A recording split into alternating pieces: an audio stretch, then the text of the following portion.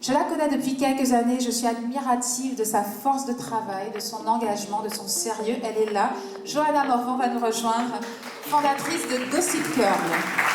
C'est avec beaucoup d'émotion que je vais m'exprimer devant vous aujourd'hui parce que je ne me sens pas capable de donner des conseils aux gens. En fait, je me dis, j'ai un parcours, c'est vrai, mais je ne peux pas avoir la prétention de vous conseiller ou de vous dire des choses qui pourront peut-être vous emmener loin, peut-être comme ça affirme d'autres personnes.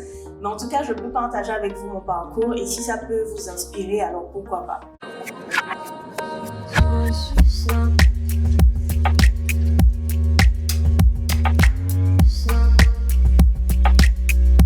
Alors, Gossip Girl, à la base, l'idée pour moi était de bloguer. Je souhaitais vraiment développer un blog traitant des cheveux naturels, crépus, frisés, bouclés, partager mes astuces pour tous ces types de cheveux. Du blog, on est passé très rapidement à la vente de produits. En fait, ce qui s'est passé, c'est que les clientes qui lisaient nos articles nous demandaient régulièrement « mais où peut-on trouver les produits dont tu parles ?» Et du coup, j'ai eu l'idée de créer une petite entreprise justement afin d'importer des produits dont je parlais qui venaient essentiellement des États-Unis. Et ces produits, en fait, je les commercialisais de porte à porte, en commande privée. Plus souvent que rarement, je passais mes samedis dans des parkings à faire des livraisons. Comme ça qu'on a décidé de monter cette activité. La demande était tellement forte que finalement, on a décidé d'ouvrir un point de vente physique. Donc, on a ouvert le Hair Shop Gossip Girl en 2015. Et ce Hair Shop, en fait, a duré juste quelques mois, puisque pendant qu'on était au Hair Shop, les clientes nous disaient, mais pourquoi pas travailler sur l'application des produits, nous coiffer avec les produits. Et de là a mûri l'idée d'ouvrir un salon de coiffure, mais je voulais pas un simple salon de coiffure, je voulais vraiment un espace dédié où les femmes viendraient en toute sécurité confier leurs cheveux à des professionnels. C'est de là que je suis partie me former à Trinidad et aux États-Unis. Donc, j'ai rencontré différents professionnels qui ont accepté de partager leur savoir avec moi. Par la suite, j'ai passé les diplômes français, donc le CAP, coiffure. Et ensuite, j'ai pu ouvrir le salon de coiffure en 2016. Je crois que là, c'est vraiment, faut savoir être humble, se dire, moi j'avais déjà un bac plus 3, donc aller passer un CAP, c'est vrai que je trouvais ça, au début je me suis dit, mais je vais pas aller passer un CAP coiffure, et puis bien sûr que tu vas aller le passer le CAP coiffure, puisqu'il te le faut pour travailler.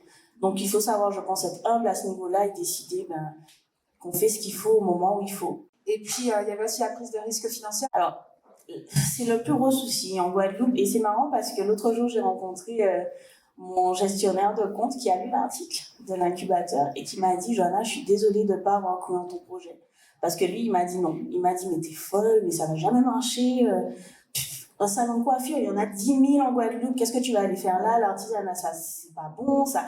Et quand il a lu l'article, il m'a dit, tu sais, vraiment, je tiens à te présenter mes excuses parce que je ne t'ai pas suivi à l'époque et aujourd'hui, aujourd'hui, tu es où tu es. On a ouvert un deuxième point de vente, donc un deuxième salon à Paris. Ce salon, maintenant, compte 2 employés, des clientes fidèles et régulières. On est relativement satisfaite du travail accompli depuis. On a pour projet d'ouvrir sur Basse-Terre et sur la Martinique. Et actuellement, on vient de développer donc notre gamme d'accessoires capillaires. Donc, ce sont des produits vraiment étudiés et travaillés pour le cheveu crépus qui répondent à des besoins spécifiques de la clientèle tout en aidant à faciliter le travail au quotidien. Dans l'organisation même de Gossip Girl, on a souhaité créer un événement qui représente vraiment toutes les valeurs que Gossip Girl met en avant, la bienveillance, la beauté, le développement personnel, l'estime de soi. Et cet événement a lieu tous les 14 juillet, c'est le Caribbean Beauty Fest. Vraiment un festival dédié à toutes les beautés, toutes les formes de beauté, quelles qu'elles soient, qui a pour objectif de mettre en avant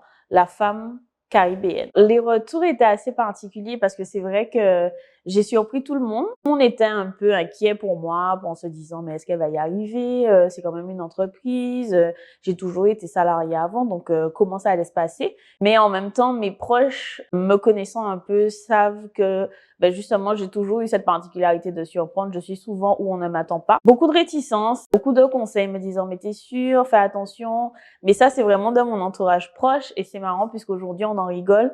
Finalement, ils étaient un peu inquiets, mais ils se rendent compte que les choses évoluent, avancent, pas sans peine, mais en tout cas que le travail continue et qu'on est encore là. Comme j'ai dit, c'est pas facile tous les jours. J'apprends encore au quotidien, en permanence, mais ça va. On s'habitue, on prend des habitudes et du coup, ça fait que le le travail continue de manière plutôt sereine. Les deux problématiques que je rencontre les plus souvent, ce sont les moyens financiers.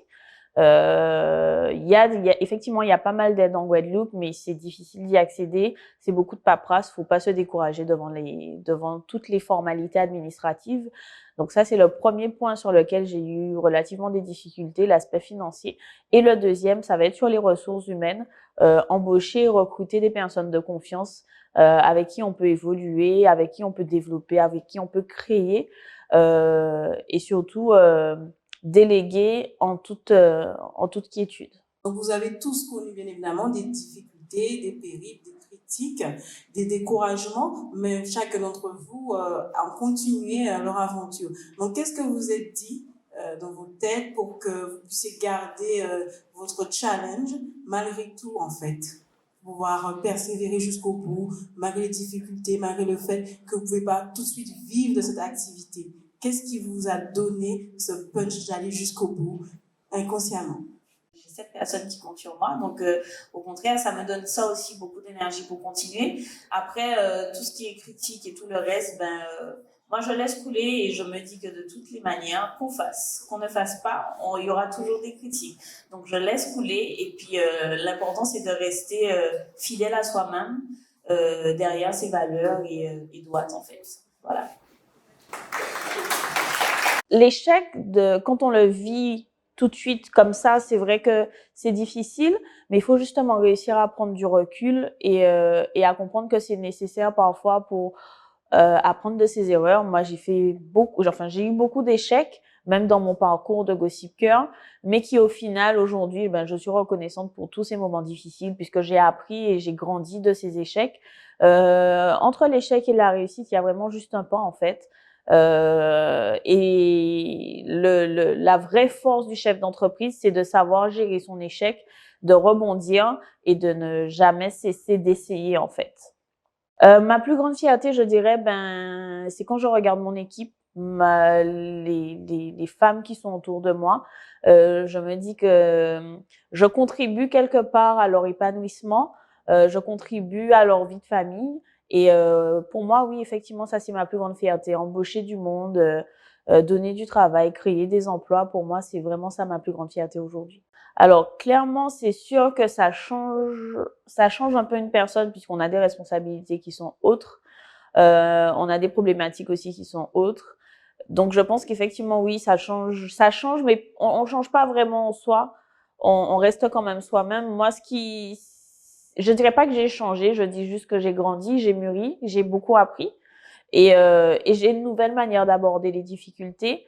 Maintenant, une difficulté pour moi n'est plus une raison pour baisser les bras. Une difficulté pour moi, c'est trouver des solutions, surmonter la difficulté et passer à autre chose. Voilà. En fait, j'ai vraiment l'impression de grandir en étant entrepreneur.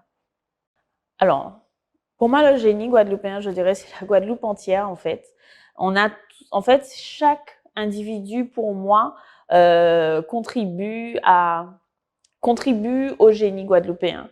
Alors, si je dois prendre l'exemple de Gossip Girl, par exemple, chacune de mes clientes a ses spécificités qui font qu'aujourd'hui, j'ai une grande maîtrise du cheveu naturel.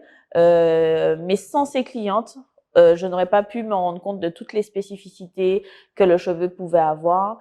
Donc, pour moi, c'est le génie guadeloupéen, c'est nous tous, en fait. C'est notre force à nous, c'est le travail d'équipe. Alors, je pense que déjà, les habitudes de consommation sont à revoir. On a souvent tendance à vouloir consommer des choses qui viennent de l'extérieur, alors que sur place, on a des choses vraiment de qualité qui sont bien meilleures que ce qui vient de l'extérieur. Quand je dis consommer, c'est à tous les niveaux, que ce soit en prestation de services, que ce soit le textile, que ce soit la nourriture, enfin vraiment tous les secteurs d'activité. Donc, je pense que là, déjà, il faut revoir un peu la manière de consommer en Guadeloupe. Ça sera le point de départ, je pense, pour pouvoir créer une vraie synergie et s'autosuffire pour justement développer de nouvelles activités, s'autosuffire aussi pour consommer ce que nous avons sans pour autant compter sur l'extérieur en permanence.